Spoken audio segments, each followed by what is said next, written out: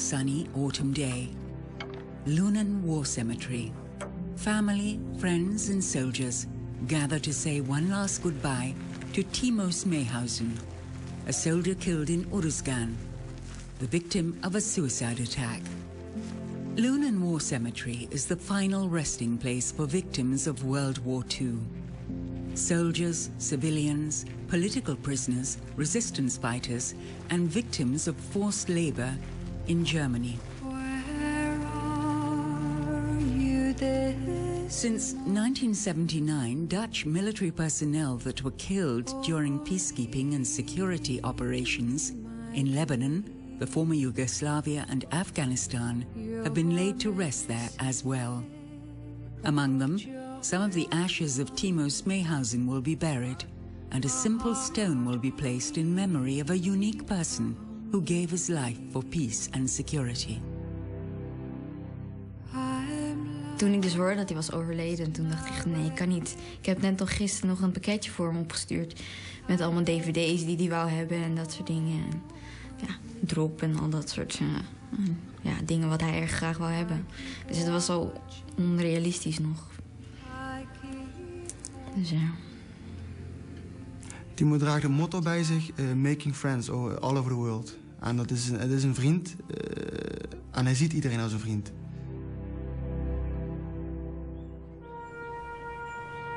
The Netherlands War Graves Foundation maintains nearly 50,000 graves of Dutch war victims. These graves are situated in more than 50 countries, scattered over 5 continents, and include not only graves of soldiers, but civilians as well, men, women and children, who lost their lives during the Second World War and the hostile conflicts in the Dutch East Indies, New Guinea and South Korea. In the Netherlands, the foundation maintains 2 war cemeteries.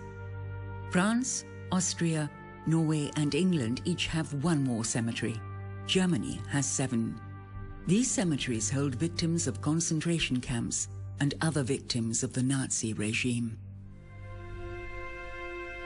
Each grave marked with a name engraved on headstones and crosses, that they may rest in peace with honor. Behind each grave a story of a person, a unique individual who lived with his fellow men, loved ones and comrades, who died, often far away from home, for freedom so that those who survived were able to build a future again.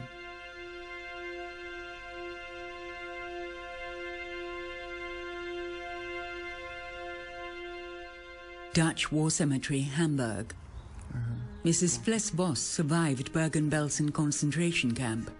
Her parents perished during the Holocaust. Every year she visits with her son, her mother's grave.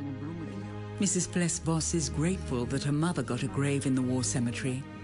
Not only does it provide a vivid memory to her, but also to her son, who never knew his Jewish grandmother.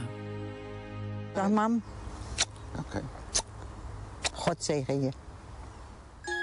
In Java, Indonesia, the Netherlands War Graves Foundation maintains 7 war cemeteries. More than 24,000 victims of the war in the Dutch East Indies are buried here.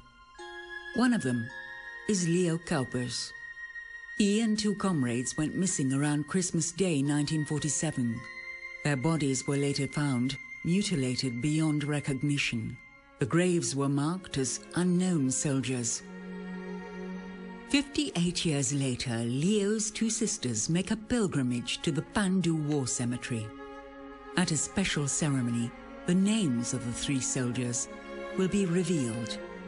For Riek and Dini Kuipers, this is the day they've been hoping for. The day their brother Leo is no longer buried without a name. Dat ik zijn naam nog zag staan, hier ver in de vreemde. Terwijl die eigenlijk nooit meer gedragen heeft, 58 jaar niet meer. Hè. Want het was altijd dat ze onbekend waren. Hè. Dus dat was een heel bijzonder moment voor mij. En toen ik dat zag, ja, toen heb ik gezegd tegen hem, je rust nu hier, blijf maar mooi rusten. Eigenlijk lig je hier al zo lang en we zijn nooit bij kunnen komen. En nou laten we hier achter.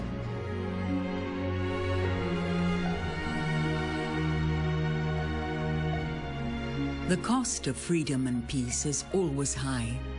Establishing and maintaining war graves for those who fell are the acknowledgement of their personal courage and provides comfort for their next of kin.